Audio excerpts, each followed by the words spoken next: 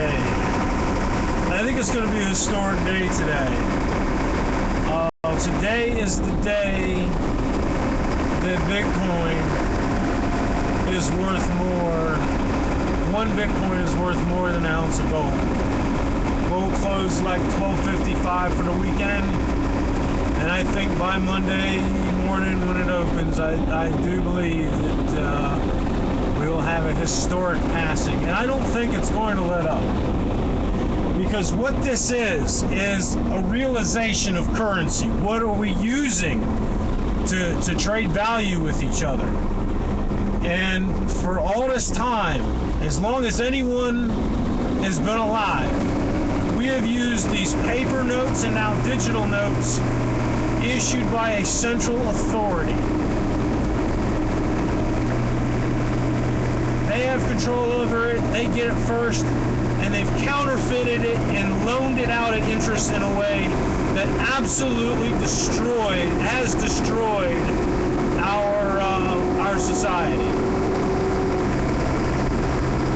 So this is a revolution of currency. This is a currency revolution. And my hat's off to Big Vern over at Cripsy. Found that website just a couple of days ago, and I've taken a portion of my Bitcoin, spread it around, and I've quadrupled my money in less than 48 hours. That may be 72 hours, somewhere in there. Still, the market cap of all of these currencies is still less than 15 billion. The Federal Reserve prints 85 billion a month.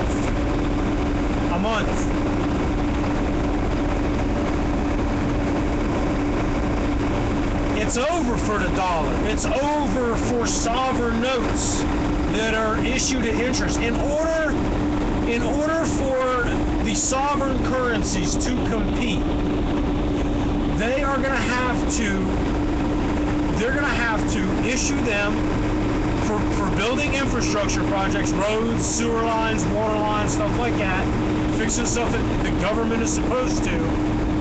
They're going to have to issue those debt-free, interest-free to the contractors that'll pay their suppliers, and then make that currency good for the purchase of land. That's the only thing that they can do to compete with this new currency. Because I don't need a parasite. We don't need these parasites on us, sucking us for every little bit that they can squeeze out of us, making up rules where there is no victim. And this is the biggest thing that people got to wrap their head around, is that we have to have a court system and a justice system that revolves around getting reparations for victims. That's it. Not making up rules and finding excuses to just milk the public. And that starts with this war on drugs. The whole idea of locking people up for drugs that are grown and shipped by our government, and then the money is laundered by the big banks so they can give us loans and go gambling. All that the whole damn architecture revolves around drugs, and then they're going to go and use it as an excuse to build a police state and lock people up for it. That is crazy shit. Crazy land. Crazy land. Let's outlaw breathing. Let's outlaw breathing. If you're caught breathing, you got to pay a fine. Let's just do that. How about your dog crapping? If your dog gets caught crapping outside, you got to teach your dog to crap in a toilet. And if your dog is seen crapping outside, we're going to give you a fine. This is turning into absolute lunacy. There has to be a victim in order for there to be a crime. Just as simple as that.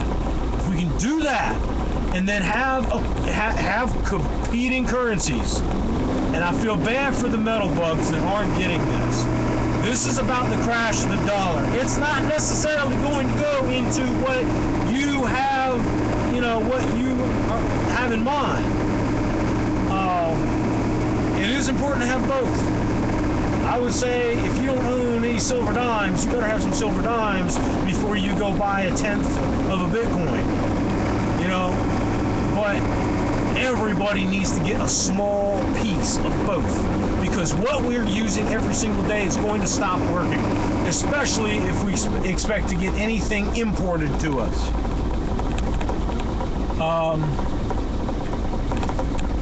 So that's it. This is a currency revolution, and you got to hedge both on the physical and the digital side, but you cannot neglect this digital side. People are buying Bitcoin and holding Bitcoin. The people that are making the jump to the Litecoin, I've noticed, Litecoin almost hit $50. Now it's backed off. Once people make the jump from the Bitcoin to the Litecoin, now they see that there's other competing cryptocurrencies. And there's not that many of them. There's 36 with a market cap of over 10,000 that I know of. That does on that marketcap.com, that coinmarketcap.com, the one that everybody's using in all their videos to show how much money is in these top 36. And then Cripsy holds wallets for 60 something on them, and it's got markets for all of them. So with these two websites, you buy your coins on Coinbase.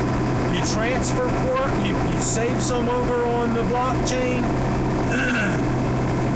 You put a little bit onto the Cripsy account and go have some fun with these other currencies, because that's where money is going. The problem with Bitcoin, and Bitcoin's not perfect. The problem with Bitcoin is it can be slow. And there's competing currencies that are more secure, that are faster, that are even more limited. You gotta look at them all. Look at all of them, because Bitcoin is not the only one. I could see a point where Bitcoin may hit 1,500, but then it kind of stalls out, and it's just used as a way of getting dollars into Bitcoin, and then getting Bitcoin into these other currencies, and then all these other cryptocurrencies going up drastically, while Bitcoin just kind of floats the same. It's probably going to still increase, but the amount of money that is going to be put into these other cryptos, and you got to read up on them, and you know, you can do momentum plays too, because these things are wild and crazy. But you know, have a little piece of a bunch of them if you get into it. Spread it out, and stack the physical first. And always food, water, and seeds before anything else. Because we never know when they'll just they might shut the lights off just to turn off the Bitcoin. If they see it as that much of a threat, they'll say fuck the internet. I wouldn't put it past them, folks. All right, see you, say bye.